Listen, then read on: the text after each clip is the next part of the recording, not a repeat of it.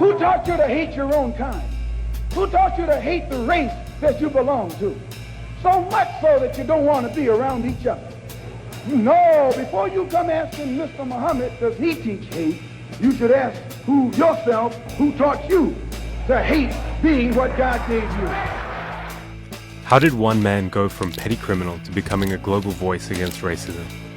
He's one of the most prominent Muslims in modern history and a symbol of black liberation who has inspired generations. A gangster, a preacher, and a revolutionary, this is the extraordinary journey of Malcolm X. Malcolm X was born in 1925 in Omaha, Nebraska. His parents, Earl and Louise Little, were followers of the Pan-African activist Marcus Garvey. As a result, their family was subjected to constant harassment by the Ku Klux Klan, who burned down their home when Malcolm was just 4 years old. The family moved to Michigan, where they were threatened by the Black Legion, an offshoot of the KKK. 4 of Malcolm's uncles were also murdered by white racists. Malcolm's father died when he was 6. The incident was officially ruled a streetcar accident, although his mother believed he had ultimately been murdered by the Black Legion. When Malcolm was 13, his mother was committed to a mental institution. Her children were split up and sent to different foster homes. Malcolm was an excellent student, but dropped out of school after a white teacher told him it was unrealistic for a young black boy to have aspirations of being a lawyer. After a few years in Michigan and Boston, he moved to Harlem at the age of 18, where he was involved in gambling, robbery, drug dealing, and pimping. At the age of 21, after committing a string of robberies with a small gang in Boston, Malcolm was arrested and sentenced to 8 to 10 years at Charlestown State Prison. Incarceration was the beginning of Malcolm's transformation. While in prison, his siblings began writing to him about the Nation of Islam and its leader, Elijah Muhammad. The Nation of Islam promoted black independence and rejected the notion of the superiority of white people. Instead, Elijah Muhammad taught his followers a form of separatism from whites, who were actually considered devils, inferior to black people who were the original inhabitants of Earth. Malcolm, initially hostile to the idea of any religion, eventually became a member of the nation. He read books constantly and began writing regularly to Elijah Muhammad. Muhammad's followers were taught to abandon their given family names, as they were actually the names of former slave owners. So Malcolm Little became Malcolm X. After being paroled, Malcolm visited Elijah Muhammad in Chicago. In June the next year, he was named Assistant Minister of the Nation of Islam's Temple No. 1 in Detroit. He later established Boston's Temple No. 11 and expanded Temple No. 12 in Philadelphia. And those of you who think that you perhaps came here to hear us tell you to turn the other cheek to the brutality of the white man, I say again, you came to the wrong place. Finally, he was selected to lead Temple No. 7 in Harlem, where he was responsible for a huge surge in membership. We don't teach you to turn the other cheek. We don't teach you to turn the other cheek in the South, and we don't teach you to turn the other cheek in the North. We teach you to obey the law. We teach you to carry yourselves in a respectable way.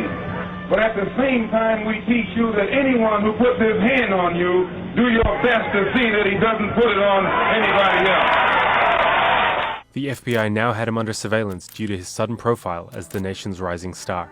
Malcolm's rise to national prominence happened in 1957, when he intervened at a police station to arrange for medical assistance and legal help for members of the nation who had been beaten and arrested by New York police. The crowd of protesters outside grew to almost 4,000. Witnessing Malcolm's control of the crowd shook the New York Police Department. Within weeks, they had him under surveillance and officially began infiltrating the nation. In 1958, Malcolm married his wife Betty, with whom he would have 6 daughters. Malcolm's profile continued to grow via print and television appearances, and he began to gain international exposure. Who is it that controls the prostitution in Harlem? It's the white man. Who controls the large sale of whiskey and wine? It's the white man. Who gives you the deck of cards and the dice that you use to gamble with? It's the white man. And after he sell them to you, he catch you with them and put you in jail for using them. He was deeply critical of the growing civil rights movement and its leaders, like Dr. Martin Luther King, who preached integration. That's what you mean by nonviolent. Be defenseless. Be defenseless in the face of one of the most cruel beasts that has ever taken the people into captivity. That's this American white man. 100 years ago, they used to put on a white sheet and use a bloodhound against Negroes. Today, they've taken off the white sheet and put on police uniforms. They've traded in the bloodhounds for police dogs, and they're still doing the same thing. And just as Uncle Tom, back during slavery, used to keep the Negroes from resisting the Bloodhound or resisting the Ku Klux Klan by teaching them to love their enemy. Luther King is just a 20th century or modern Uncle Tom or a religious Uncle Tom who is doing the same thing today. Malcolm's message was being heard louder than ever, but his relationship with the man who had transformed his life was about to fracture. Tensions were growing within the nation over the amount of attention Malcolm was receiving compared to his mentor, Elijah Muhammad. An unprovoked raid on a Nation of Islam mosque by police in Los Angeles led to one member being paralyzed and another being killed. No charges were laid against the police. The white man believes you when you go to him with that old sweet talk, because you've been sweet-talking him ever since he brought you here. Stop sweet-talking. Tell him how you feel. Tell him what kind of hell you've been catching, and let him know that if he's not ready to clean his house up, if he's not ready to clean his house up, he shouldn't have a house. It should catch on fire and burn down. Malcolm was reportedly stunned by Elijah Muhammad's refusal to allow any form of response or retaliation for the incident. The two also disagreed over Malcolm's desire to begin working with civil rights organizations, black politicians, and other religious organizations. Then, suddenly, here is a bulletin from CBS News. 3 shots were fired at President Kennedy's motorcade in downtown Dallas. President Kennedy has been seriously wounded. Malcolm's response to the Kennedy assassination led to him being officially silenced for 90 days. Malcolm X, you were involved in a controversy some months ago with your leader. Is that over? Well, I've been silent for the past 90 days because of some statements I made concerning the President of the United States, which were distorted. They were distorted? And yes. What did you say, Malcolm? Well, I said the same thing that everybody says, that his assassination was the result of the climate of hate. But only I said the chickens came home to roost, and which means the same thing. In March of 1964, Malcolm publicly announced his break from the Nation of Islam. He also expressed a desire to work with other civil rights leaders, saying that Elijah Muhammad had prevented him from doing so. Then came a bombshell. Well, in reality, I never even left the Muslim movement. They put me out. And they put me out because of what I knew, and what I knew was told to me by Mr. Muhammad's son, Wallace Muhammad himself. They put me out and they put him out. Who is the father of all of these various children whom you have enumerated? The first one to tell me who the father was Wallace Muhammad, and he told me that the father was Elijah Muhammad himself. And how many of these illegitimate children did he father with the sisters? Well, he made 6 sisters pregnant. They all had children. 2 of those 6 had 2 children. I am told that there is a 7th sister who is supposed to be in Mexico right now, and she's supposed to be having a child by him. Are you not, perhaps, afraid of what might happen to you as a result of making these revelations? Oh, yes. I probably am a dead man already.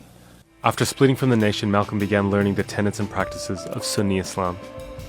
He founded the Muslim Mosque Incorporated, a religious organization, and the Organization of Afro-American Unity, a non-religious group promoting Pan-Africanism.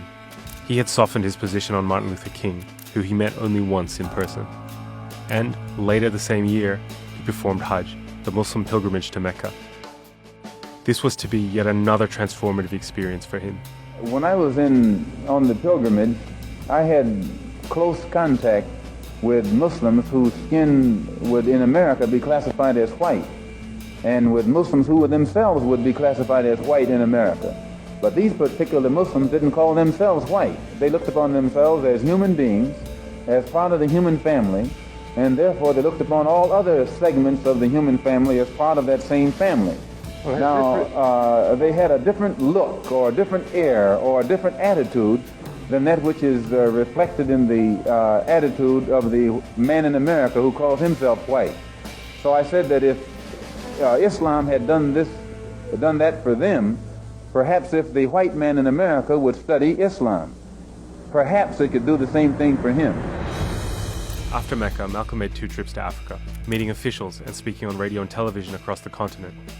In Cairo, he attended the 2nd meeting of the Organization of African Unity and met Africa's most high-profile leaders, including Kwame Nkrumah of Ghana, Gamal Abdel Nasser of Egypt, and Ahmed Ben Bella of Algeria, who all offered him official positions in their respective governments. He met with Fidel Castro and was one of the first African-American leaders to meet the newly created Palestinian Liberation Organization, and was one of the pioneers of a tradition of Black Palestinian solidarity that would be continued by the Black Panther Party and the Black Lives Matter movement. A common misconception about Malcolm's philosophical evolution is that his process of turning to Sunni Islam softened his political positions. While it's true that Malcolm abandoned some of the nation's more extreme separatist positions on race, he remained a staunch black nationalist. I think what a lot of people are interested in, Malcolm, is whether this experience has made you feel that your feelings have changed, that the animosity you have expressed in the past toward all whites. There's one thing that I want to make clear. No matter how much respect, no matter how much recognition whites show toward me, as far as I'm concerned, as long as that same respect and recognition is not shown toward every one of our people in this country, it doesn't exist for me.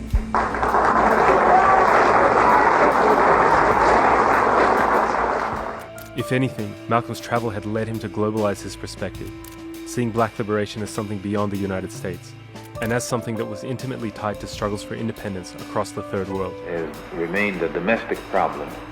It has remained within the jurisdiction of the United States.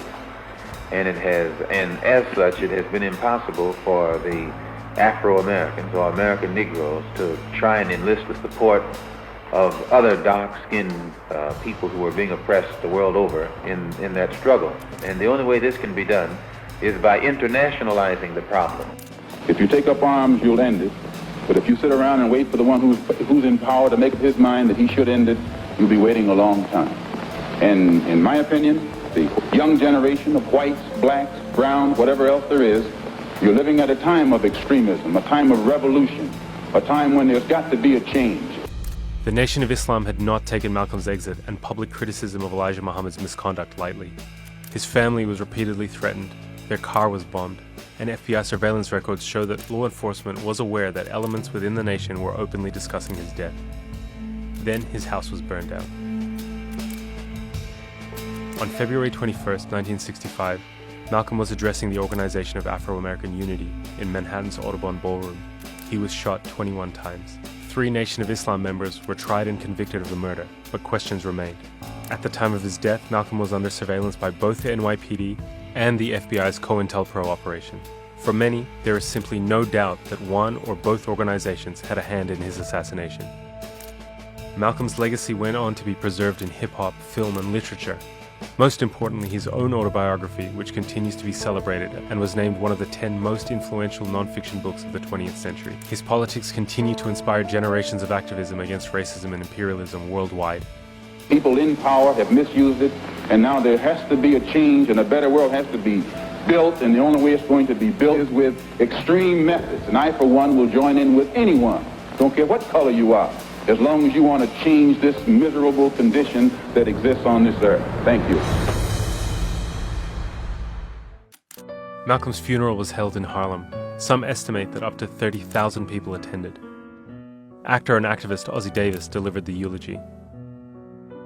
Harlem has come to bid farewell to one of its brightest hopes, extinguished now and gone from us forever.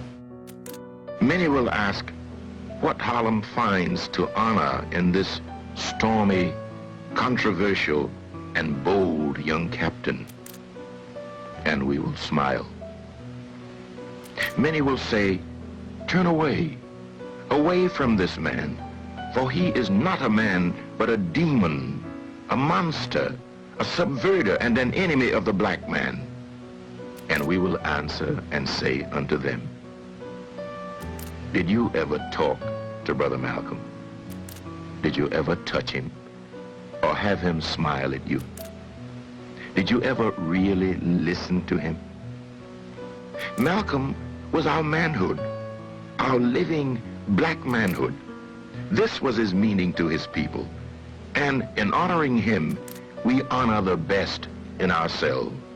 What we place in the ground is no more now a man, but a seed, which, after the winter of discontent, will come forth again to meet us. And we shall know him then for what he was and is, a prince, our own black shining prince, who did not hesitate to die because he loved us so. You now use Shabazz and drop X? I'll probably continue to use Malcolm X and I'll probably use it as long as the situation that produced it exists.